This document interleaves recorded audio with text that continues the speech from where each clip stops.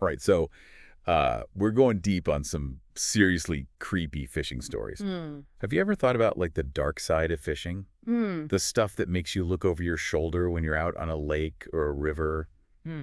someplace secluded? Right.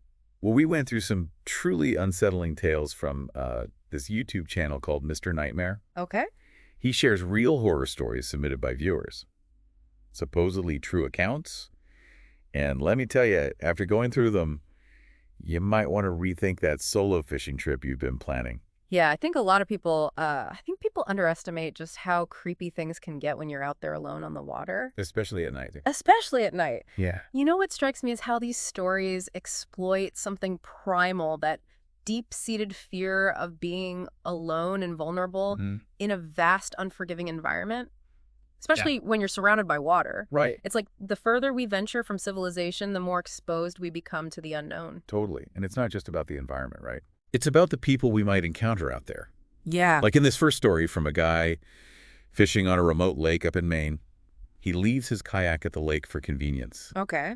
which ends up adding this extra layer of creepiness to the whole Yeah. thing. Leaving the kayak there already sets the scene. This Right. isn't some public fishing spot with crowds and lifeguards. Right. It's his secluded sanctuary, which makes what happens next even more unsettling. Exactly. Uh. So it's dusk, and he's out on the lake. Okay. He already feels a bit on edge, with the darkness closing in. Mm-hmm. Suddenly he sees a figure on the shore dumping a barrel of this thick, dark red liquid into the lake. Oh, wow.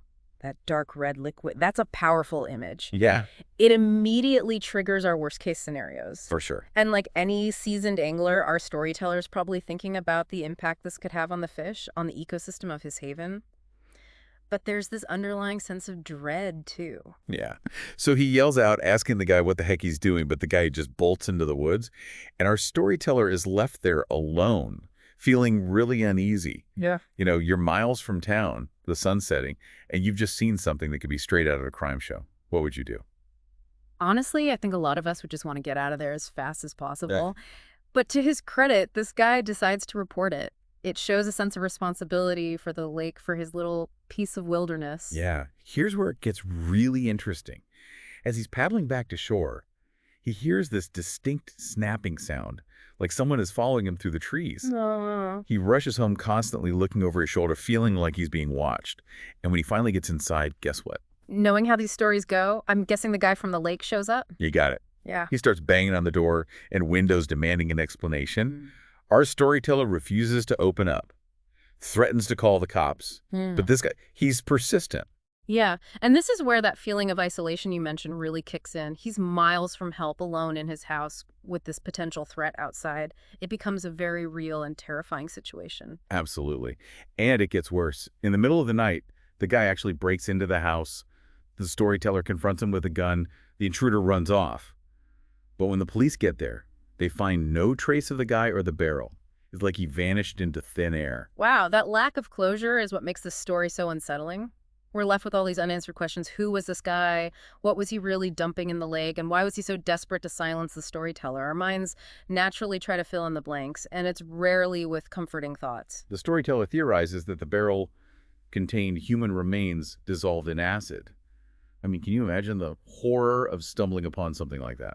It's a chilling thought, and it taps into a fear that's probably universal, the idea that even in the most peaceful and familiar settings, there might be this hidden darkness, something sinister lurking just beneath the surface. Right. We may think we know a place, but do we really? It makes you wonder what really goes on in those remote corners of the world, doesn't it? Now, you might be thinking, okay, that's one freaky incident, but it's probably isolated. But wait till you hear about this next story. It takes us on a fishing trip with a group of friends and family experienced anglers who encounter something far more unsettling than a bad catch. Oh, boy. They're experienced anglers, so they probably felt confident, even comfortable in that environment. But as we'll see, even expertise and familiarity can't always prepare you for the unexpected, especially when you factor in the unpredictable nature of the wilderness. Yeah, that's so true. It's like a false sense of security almost. Exactly. Yeah, it's interesting how their experience as fishermen plays into that sense of security, isn't it? They likely felt prepared for most challenges, equipped with the right gear, knowledgeable about the area. Right. But this story highlights that sometimes even the most seasoned anglers can underestimate the power of nature, the dangers that lurk beyond the familiar. For sure. And in this case, the danger isn't some mythical sea monster or a rogue wave. Right. It's something far more unsettling, something that taps into our deepest fears about the unknown. Let's set the scene. These guys are out in the cove having a good time catching fish, enjoying each other's company. But as the day wears on, this dense fog rolls in, thicker than they've ever seen before, trapping them in the cove. Wow, think about that for a second. Mm. You're out on the water, visibility drops to almost zero, and you're essentially blind. Yeah. It's a feeling of disorientation, of being lost in your own familiar territory. And that disorientation can quickly turn into fear, especially when you start to realize that you might not be alone. Mhm. John, being the responsible one, wants to let their families know what's going on. They need to find a cell signal, which means heading ashore. So they split up. John, Rich, and Jeff head into this pitch-black forest, while Matthew and Monty, who's had a few too many beers by this point, stay on the boat. You can almost feel the tension building, can't you? The group is divided, the fog is thick, and darkness surrounds them. It's like stepping into a horror movie, isn't it? And as they venture deeper into the woods, they start hearing these strange clicking noises. Oh! Not the sounds of animals or the wind rustling leaves, but something distinctly human-made. Imagine hearing these rhythmic clicks echoing through the fog, getting closer. Nah. It's enough to send shivers down your spine. Yeah. They turn off their flashlights, hoping to avoid detection, but it's too late. Suddenly, a guttural scream tears through the silence, followed by the sound of heavy footsteps charging towards them. The threat, whatever it is no longer abstract. Oh, wow. It's real, it's close, and it's coming for them. So what do? They run for their lives. John firing a flare gun to illuminate their pursuers. And what they see is truly terrifying. A pack of people dressed in some kind of tribal attire, some wielding spears or chasing them through the woods. A woods cult. It's like something out of a nightmare. It taps into our deepest fears about the unknown, Yeah. about the potential for human savagery existing just beyond the fringes of our civilized world. They barely make it back to the boat. Matthew gunning the engine just as their pursuers reach the shoreline. They fire another flare, get this final glimpse of their attackers standing motionless at the water's edge, these figures silhouetted against the fog watching them escape. That image, it's chilling. It leaves you with so many questions. Who are these people? What were their motives? Were they protecting something, performing some ritual, or were they simply driven by a primal instinct to hunt and harm? And the fact that they just stood there watching the boat disappear into the fog, Right. it adds this layer of unease. It's almost as if they knew these fishermen would never return, as if they were claiming that territory as their own. It's a reminder that even in a group, even with years of experience in the wilderness, we can still feel incredibly vulnerable in the face of the unknown. And that sometimes the most terrifying things we encounter aren't the creatures lurking in the depths, but the darkness that resides within our own species. So 2 stories in, and we're already seeing a pattern here. Isolation, the unknown, and the potential for darkness to exist in even the most unexpected places. But our next tale takes us from the woods to the water again, this time focusing on a lone fisherman who stumbles onto a mystery that leaves him questioning everything he thought he knew about his favorite fishing spot.